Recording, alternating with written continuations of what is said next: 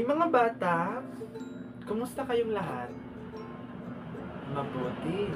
Ngayon, welcome sa ating panibagong talakayan ngayong umaga. Handa na ba kayo? Pero bago yan, may laro o aktibidad muna tayong gagawin. Familiar ba kayo sa larong Simon Says? Mabuti! Ang kinakailangan nyo lang gawin ay sundin ang aking gagawin. Naintindihan po ba? Okay, simulan na natin. Simon says, clap your hands. Mahusay. Simon says, shake your hands.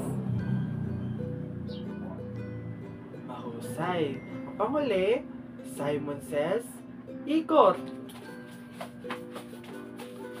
Mahusay. Ngayon, mas bilisan pa natin. Simon says, clap your hands. Simon says, shake your hands. Okay. Simon says, ikot. Okay, magaling mga bata. Nag-enjoy ba kayo? Ngayon, may gagawin naman tayong panibagong aktibidad. Ang kinakailangan nyo lang gawin ay hulaan kung ano ang ginagawa sa larawan. Naintindihan po ba? Mahusay. Ngayon, para sa ating unang larawan. Ano kayang ginagawa? Mahusay. Ang bata ay kumakain. Magaling. Pangalawang larawan. Ano kayang ginagawa?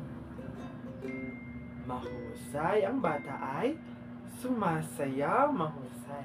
Ngayon, ang panghuling larawan ay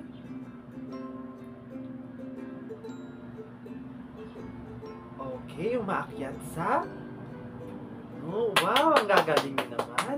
Ngayon, may kaunting katanungan lang ako. Unang tanong, what are some verbs that describe slow actions? Base sa larawan na aking pinakita, anong mga larawan na nagbibigay ng mabagal na kilos? Okay, ang unang larawan, ito. Dahil sa pagkain ay kinakailangang dahan-dahan, mahusay. Pangalawang tanong, what are some verbs that describes fast actions? Okay, ang pangalawang larawan. Dahil ang bata ay sumasayaw, mahusay mga bata. Ngayon, ang panghuling katanungan, what do you think will happen if there was no verbs in our life? Ano? Okay, walang mga movement o walang mga galaw na makikita sa ating paligid. Okay, mga bata. Nag-enjoy pa kayo sa ating ginawa? Nag-enjoy ba kayo? Mahusay. Ngayon, makakasama nyo si Teacher Mary para sa inyong talakayan. Hello mga bata! Handa na ba kayo sa panibagong talakayan natin ngayong araw? Dahil handa na kayo, makibasa ng ating layunin na kailangan nating makamit pagkatapos ng klase. A. Identify and recall the definition and uses of the verb in various contexts.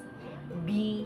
Appreciate the correct form of verb used in the given activity called Match Me.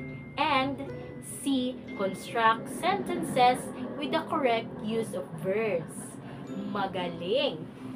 So, may idea na ba kayo kung ano ang ating tatalakayin ngayong araw? Okay! Ang ating tatalakayin ngayong araw ay verb. Pakibasa.